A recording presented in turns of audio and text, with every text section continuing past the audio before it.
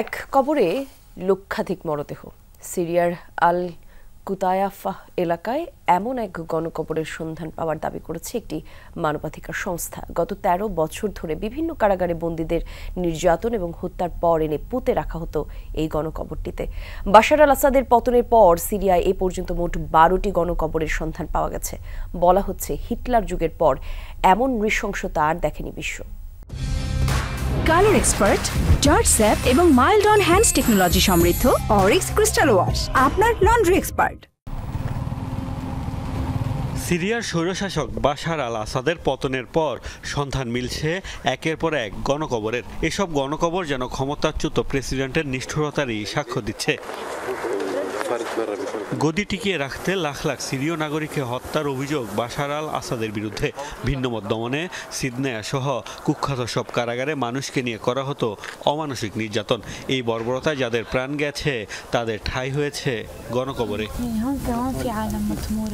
সিরিয়ার রাজধানী থেকে ৪০ কিলোমিটার উত্তরে আল কুতাইফা এলাকায় এমনই এক গণকবরের সন্ধান পাওয়ার দাবি করেছে আন্তর্জাতিক ন্যায় বিচার ও জবাবদিহিতা কমিশন। স্যাটেলাইট ইমেজ ও বিভিন্ন তথ্যপত্র বিশ্লেষণ করে সংস্থা প্রধান জানিয়েছেন, কুতাইফার গণকবরেই চাপা দেয়া হয়েছে লক্ষাধিক দুর্ভাগা সিরীয়কে। এখানে যে গণহত্যা হয়েছে আমাদের কাছে তার তথ্য প্রমাণ রয়েছে। স্যাটেলাইট ইমেজ বিশ্লেষণ ও বিভিন্ন প্রত্যক্ষদর্শীর সাক্ষ্য নিয়েছি। মৃতদেহগুলো এই বিশেষ কবরস্থানে সমাহিত করা হয়েছে। ২০১১ সালে বিদ্রোহের পর আসাদ সরকার কর্তৃক এসব অপরাধ সংঘটিত হয়েছে। অ্যাম্বুলেন্স, ফ্রিজার ট্রাক কার্গো করে আনা হতো মরদেহ, একসাথে চাপা দেওয়া হতো বহুজনকে। সামরিক বাহিনীর সদস্য, পুলিশ থেকে শুরু করে ট্রাক, বুলডোজার চালক। আসাদ সরকারের এই কিলিং মিশনের সহযোগী ছিল হাজার হাজার মানুষ।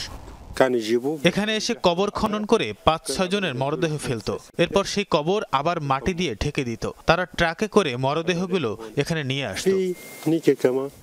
আরেকটি বড় গণকবরের সন্ধান মিলেছে নাজহা এলাকায়। বাশারের পতনের পর এখন পর্যন্ত সিরিয়ার দক্ষিণাঞ্চলে ১২টি গণকবর পাওয়া গেছে। বলা হচ্ছে হিটলারের নাৎসি যুগের পর এটি সবচেয়ে বড় বর্বরতার উদাহরণ।